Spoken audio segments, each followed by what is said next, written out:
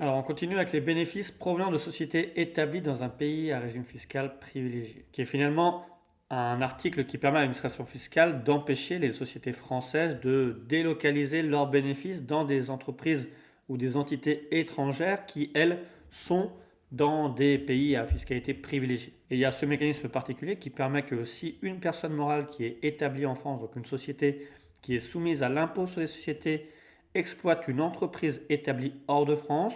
ou alors si elle détient directement ou indirectement plus de 50% d'actions par droit financier ou droit de vote dans une entité juridique, donc là une société, personne morale, organisme,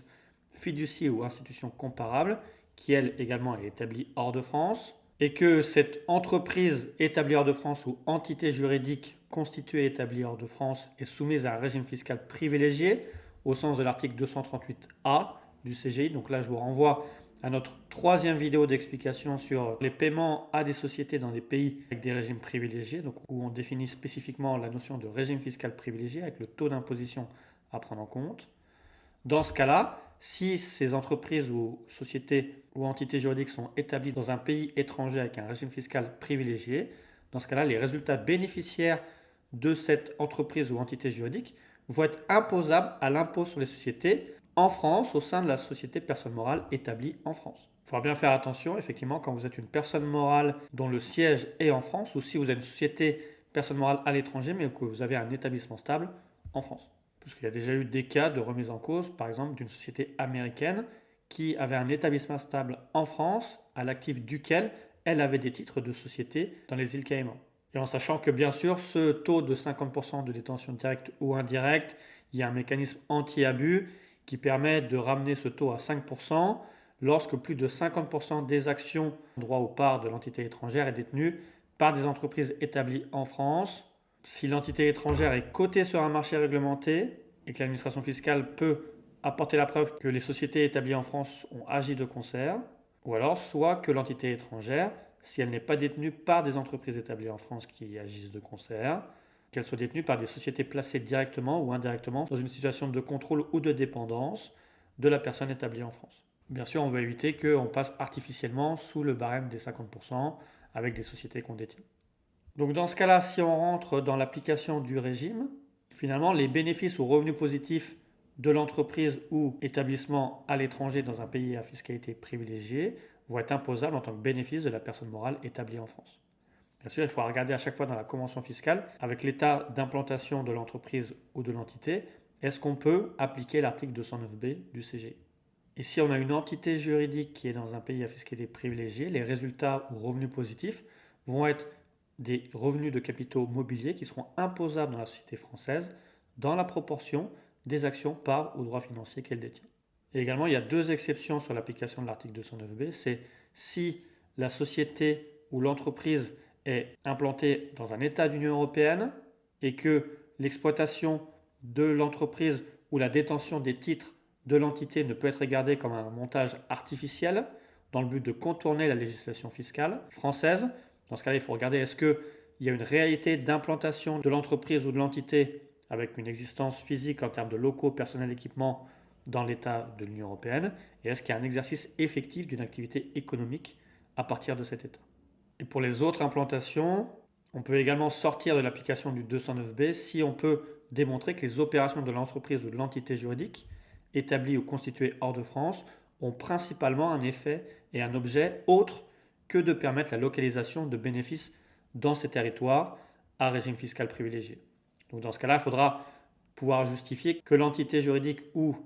l'entreprise a principalement une activité industrielle ou commerciale effective exercée sur le territoire de l'État où elle est établie ou alors là où elle a son siège. Donc si on veut reprendre les explications en animation, effectivement, si une société personne morale française imposable à l'impôt sur les sociétés va exploiter une entreprise hors de France ou détenir directement ou indirectement plus de 50% des actions par droit financier ou droit de vote d'une entité juridique, type personne morale, organisme fiducie ou institution comparable, qui seront établies ou constituées hors de France et soumises à un régime fiscal privilégié au sens de l'article 238A du Code général des impôts. Dans ce cas-là, les bénéfices de l'entreprise ou les résultats ou revenus positifs de l'entité juridique à l'étranger vont être imposables à l'impôt sur les sociétés de la société française. Si c'est une entreprise exploitée à l'étranger, dans ce cas-là, on aura les bénéfices de l'entreprise qui vont être imposables au titre de la société française.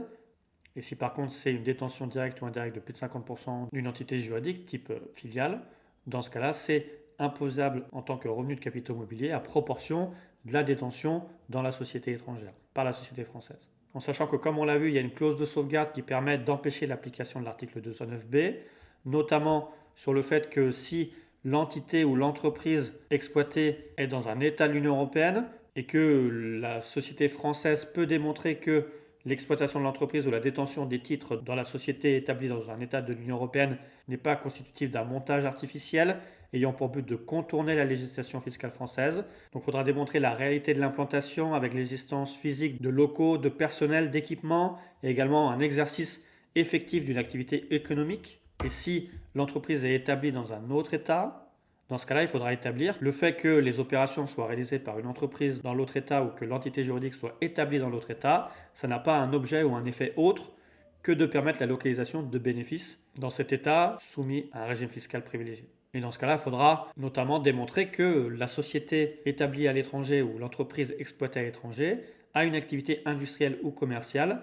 effectivement exercée sur le territoire. Et bien sûr, comme on l'a vu, pour qu'il y ait ensuite l'application du 209b en France, il faudra quand même regarder que la convention fiscale entre la France et le pays d'implantation de l'entreprise ou d'exploitation de l'entreprise permet l'application du 209b. Alors, si on peut appliquer l'article 209b, effectivement, les bénéfices ou revenus de capitaux mobiliers de l'entreprise à l'étranger vont être imposables à l'impôt sur les sociétés en France au titre de l'exercice de la personne morale au cours de lequel ils sont réputés acquis. Donc c'est le premier jour du mois qui suit la clôture de l'exercice de l'entreprise ou d'entité juridique hors de France. Et dans ce cas-là, il va falloir déclarer ces bénéfices ou revenus de capitaux mobiliers en même temps que les déclarations de résultats de la personne morale en France. Il y a des obligations déclaratives particulières avec des tenues dans le bilan pour séparer le résultat de l'entreprise française et des filiales ou entreprises établies hors de France. Et également, en cas de double imposition, si les sociétés ont été imposables à l'étranger, il va falloir faire application des conventions fiscales et déterminer comment éliminer les doubles impositions au moment de la taxation des bénéfices ou des revenus de capitaux mobiliers ou au moment de la distribution des bénéfices, avec des règles d'imputation particulières. Donc on a vu que ça peut concerner quand même beaucoup de sociétés qui vont exploiter une société à l'étranger ou alors qui vont détenir plus de 50% directement ou indirectement des titres d'une filiale à l'étranger. Et si vous bénéficiez de la clause de sauvegarde, vous pourrez normalement seulement indiquer dans votre déclaration de résultat le fait que vous êtes exonéré du 209b. Même si effectivement légalement, si vous êtes exonéré, par principe, vous ne devriez même pas mettre de mention dans votre déclaration de résultat. Parce que même le fait de rien mentionner, il n'y a pas de sanction en tant que telle. Ensuite, il faut savoir qu'en la matière, il y a un délai de reprise qui est normalement de 3 ans suite à l'imposition due, mais que ce délai peut être porté à 10 ans lorsque l'obligation déclarative n'a pas été respectée et qu'on est en présence d'un État ou territoire qui n'a pas conclu avec la France une convention d'assistance administrative en vue de lutter contre la fraude et l'évasion fiscale, permettant l'accès aux renseignements bancaires. Et il y a également des amendes spécifiques s'il n'y a pas de déclaration suite à mise en demeure. Et là, c'est 1 500 € par manquement constaté. Ou alors majoration de droit commun pour défaut et insuffisance de déclaration, si ces majorations sont à un montant supérieur de 1 500 €. Alors on a vu qu'effectivement on peut appliquer ce 209b, mais il faut faire attention à l'articulation avec les conventions fiscales. Parce que si on est en présence d'une entité juridique type filiale à l'étranger, les revenus vont être considérés comme des revenus de capitaux mobiliers et on va devoir appliquer la clause autres revenus des conventions fiscales et vont être le plus souvent imposables dans l'état de résidence de la personne bénéficiaire, donc en France. Il faudra quand même regarder dans chaque convention fiscale si l'imposition est dans l'état de résidence, donc en France, ou non. Parce que par exemple, dans le cas de la convention fiscale entre la France et le Liban, il y a une imposition uniquement dans le pays de source, donc au Liban, si on est dans le cas d'une société française qui détient une filiale libanaise soumise à un régime fiscal privilégié et qu'elle ne peut pas profiter de la clause de sauvegarde. Et on voit justement, article 25 de la convention fiscale, les revenus non mentionnés, cette clause balaie, aux articles précédents ne sont imposables que dans l'État contractant d'où ces revenus tirent leur origine. Si on fait le cas avec l'article 22 de la convention fiscale entre la France et l'Indonésie, là c'est imposable en France. Il est bien marqué que les revenus d'un résident d'un État contractant ne sont imposables que dans cet État. Même chose pour la convention fiscale entre la France et l'Indonésie. Les éléments du revenu d'un résident d'un État contractant, d'où qu'ils proviennent et qui ne sont pas traités dans les autres articles de la Convention ne sont imposables que dans cet État. Alors là, on a vu sur la partie articulation des conventions fiscales avec les filiales, mais pour ce qui est exploitation d'une entreprise à l'étranger, donc sur les questions d'établissement stable, puisqu'on va avoir l'imposition des bénéfices de l'établissement stable en France, dans ce cas-là, il va falloir regarder l'article sur les bénéfices d'entreprise et regarder s'il y a une clause spécifique qui permet de déroger aux autres dispositions de la Convention et qui permet d'appliquer expressément l'article 209b. Et s'il n'y a pas une clause particulière dans ce sens, on va se référer à la clause bénéfices d'entreprise et élimination des doubles impositions pour pouvoir avoir une imposition unique en France ou dans l'état d'exploitation de l'établissement stable. Donc il faudra bien faire attention, est-ce que les bénéfices de l'établissement stable sont uniquement imposables dans l'état de situation? Dans ce cas-là, l'article 209b finalement ne sera pas applicable, parce qu'on aura une imposition uniquement dans l'état d'exploitation de l'établissement stable. Ou alors, est-ce qu'on a une imposition simultanée dans l'état de situation et en France via la personne morale qui exploite l'établissement stable à l'étranger? Et dans ce cas-là, effectivement, les dispositions de l'article 209b vont être applicables. Et l'administration fiscale a publié une liste des États et territoires pour lesquels la France a conclu une convention fiscale qui lui permet d'imposer effectivement les bénéfices des établissements stables situés dans l'autre État. Et on voit qu'il y a quand même pas mal de pays, notamment les Émirats arabes unis. Donc si on récapitule également pour le cas des Émirats arabes unis, si on a une exploitation par une société française d'un établissement stable aux Émirats arabes unis ou la détention directe ou indirecte de plus de 50% d'une filiale aux Émirats arabes unis, dans ce cas-là, on est bien avec une société à l'étranger ou une entité qui est soumise à un régime fiscal privilégié. Et si on ne peut pas faire jouer la clause de sauvegarde en invoquant un objet et un effet autre que la localisation des bénéfices dans cet État, dans ce cas-là, on a une remise en cause de l'imposition au niveau de l'impôt sur les sociétés sur les résultats bénéficiaires de la société française, soit en tant que bénéfice si c'est un établissement stable, ou en tant que revenu capitaux mobiliers si c'est une personne morale, et au prorata de la détention dans cette personne morale aux Émirats arabes unis. Donc ensuite, on va pouvoir terminer par un exemple récapitulatif qui suit une jurisprudence et qui va justement pouvoir démontrer l'effet d'application de ce 209b. Donc dans notre cas, on avait une société française qui a souhaité acquérir un lot de 5 sociétés, dont une société en Bulgarie. Mais elle n'a pas voulu acquérir directement cette dernière société en Bulgarie, donc elle a décidé de porter cette acquisition par une fondation aux Pays-Bas, en lui consentant un prêt nécessaire à cet achat, dans le cadre finalement d'une promesse de vente irrévocable pour l'achat de cette société bulgare, et par laquelle la fondation néerlandaise va s'engager ensuite à lui céder les titres de la société bulgare. Alors quelques mois plus tard, finalement, il y a une société mauricienne qui est la filiale de la société française, détenue à 100%, et qui a une activité de détention et de gestion de titres de société du groupe située dans la zone géographique africaine et la fourniture de prestations de services, donc qui est établie à l'île Maurice et qui est détenue à 100% par la société française, qui elle-même va conclure avec la fondation néerlandaise une promesse là d'achat irrévocable par laquelle elle va s'engager à acheter les titres de la société bulgare sur demande de la fondation néerlandaise. Bien sûr, une année après, en 2020, la fondation néerlandaise va céder la société bulgare à la société mauricienne et la société mauricienne a ensuite revendu la société bulgare la même année à un tiers en dégageant une plus-value de plus de 3 millions d'euros et en acquittant à Maurice seulement 28 000 euros d'impôts. Et c'est posé justement l'application de l'article 209b ou non en France. Alors, si on reprend les critères d'application du régime, on voit bien que là, on a une société française qui détient à plus de 100% une filiale à Maurice, donc qui exploite directement ou indirectement plus de 50% d'une société à l'étranger.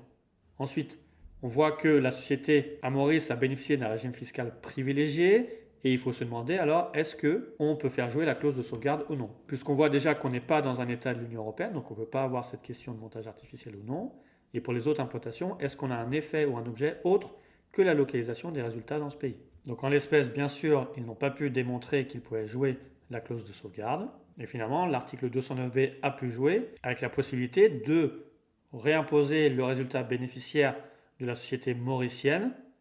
au sein de la société française. Bien sûr, si la convention fiscale le permet. Dans ce cas-là, il fallait vérifier dans la convention fiscale. Et effectivement, l'article 22 nous dit que les revenus d'un résident d'un État d'où qu'ils proviennent, qui ne sont pas traités dans les autres articles de la Convention, ne sont imposables que dans cet État, donc dans l'État français, puisque la société mère était résidente fiscale française. Donc elle est imposable sur les revenus bénéficiaires de la société mauricienne à hauteur de sa participation dans la société mauricienne. Et là, c'était à hauteur de 100%, puisqu'elle avait une détention de 100%. Donc on voit que finalement, le fait que par ce montage, le groupe ait pu vendre une société bulgare pour une plus-value de plus de 3 millions d'euros pour un impôt de 28 000 euros, finalement, n'a pas eu l'effet escompté puisque la France et l'administration fiscale a pu jouer sur l'application du 209B et réimposer ce montant de plus-value au sein de la société française en tant que revenu de capitaux mobiliers. Et c'est l'arrêt du 25 avril 2022 que vous pourrez retrouver en libre accès sur Internet. Donc voilà, on voit la puissance de ce dispositif et de faire attention justement dans les montages artificiels pour économiser de l'impôt. Et quand on est en lien avec des sociétés dans des pays à fiscalité privilégiée et qu'on ne peut pas démontrer que l'implantation de ces sociétés n'a pas un effet ou un objet autre que la localisation des bénéfices dans cet État à régime fiscal privilégié.